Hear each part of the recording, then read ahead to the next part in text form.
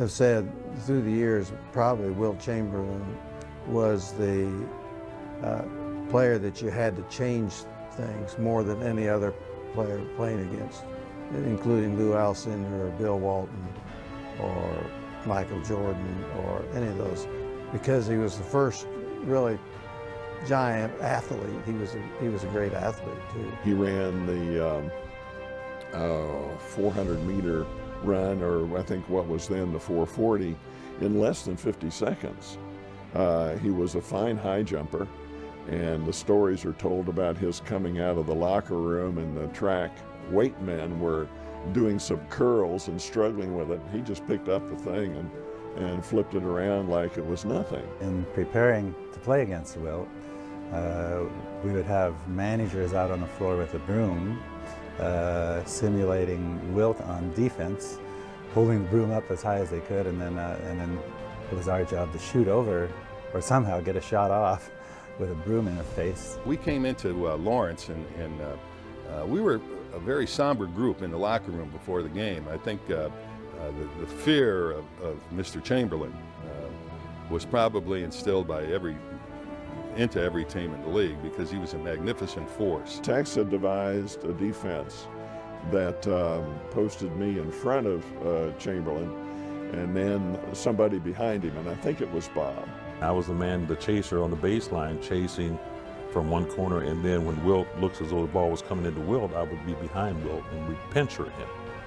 When he got the ball, he couldn't turn, and he used to always like to take a big long step to get to the basket, but he couldn't take the step. DeWitt's was playing man-to-man against Lineski, and Hayden Abbott and I were zoning the other three guys, which was nothing easy to do, but they had a tendency not to shoot. They had a tendency consistently to throw the ball into Chamberlain. It worked, because KU would look so much to get the ball, their forwards and guards, to get the ball into Wilt. They were taught, I guess, by Coach Hart, get that ball into Wilt, get it in there. And actually you could kind of slide off of them and get back and help on Wilt, because they were so conscious of getting the ball in the Wilt that they didn't really keep you honest defensively. You know, that you were concerned about them shooting or driving on you or something like that. And so you did have a chance to kind of sag back and help on the strong side and the weak side too.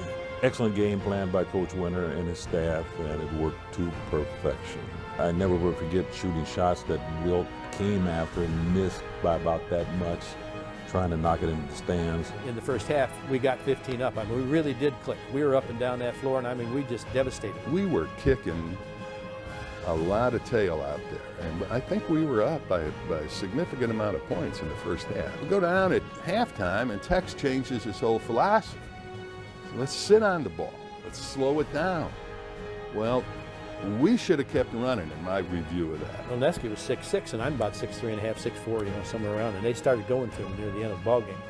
I had a hard time because he was playing with his back to the basket. I was basically always playing defense on people outside, and they did start to catch up with us. We lost the lead. We go into overtime, and DeWitt's had a magnificent overtime.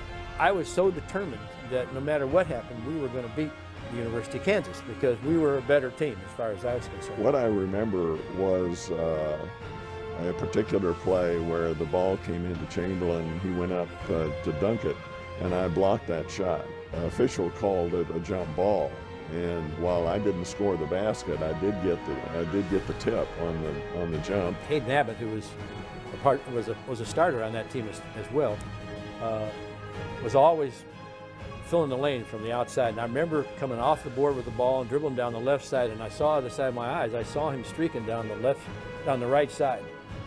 And I instantly, you know, threw the ball to him. He caught the ball, and it took about 4 dribbles, and he went up and shot a right-hand hook on the right-hand side of the basket. And I'll never forget in my mind, I kept saying, "Oh no, don't shoot." He banked it off the board and banked it in. That was it. We savored the victory and had a magnificent return to Manhattan.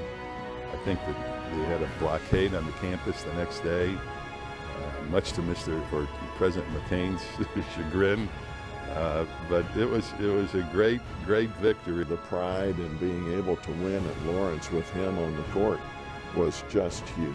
If I could, I'd go back in time. I'd pay everything I have in my life to watch 10 minutes of that, because that, for the K-State fans that saw that would, in my mind, that would be one of the 4 or 5 best things ever in the KU K-State rivalry.